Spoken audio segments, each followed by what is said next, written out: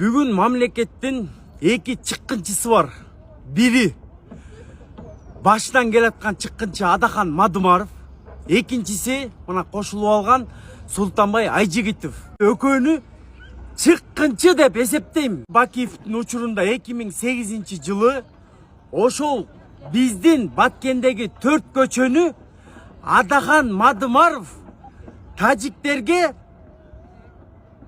берип, кайра тажиктерден аренда катары алып туруп, ошонун кесепетинен, ошол Мадумаровдун чыккынчылыгынын кесепетинен бүгүнкү күнгө чейин кан төгүлүп келиптир.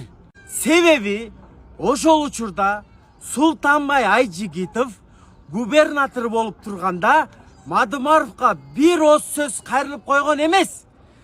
Адахан Кимсанбаевич, сиз биздин 4 көчөбүздү эмненин негизинде тажиктерге берип туруп, кайра аренда катары алып атасыз деп бир ооз сөз айтып койгон эмессиз Султанбай Айжигитов. Элдин түшүнбөгөнүнө, чегараны түшүнбөгөнүнө байланыштуу бүгүн Айжигитов менен Адахан моменттен пайдаланып жатат. Моменттен пайдаланып, мынакей бүлүк салып, бири парламентте, бири азаттыкта, бири дебатка чакырып жатышат. Чыккыла дебатка менен. Ошончолук жеринен, мына жеринен да барабыз.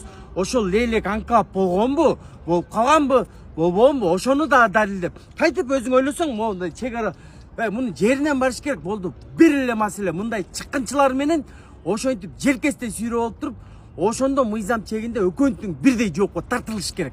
Болду, биздин талап, элдин да талабы ошол. Экөө жоопко тартылсын.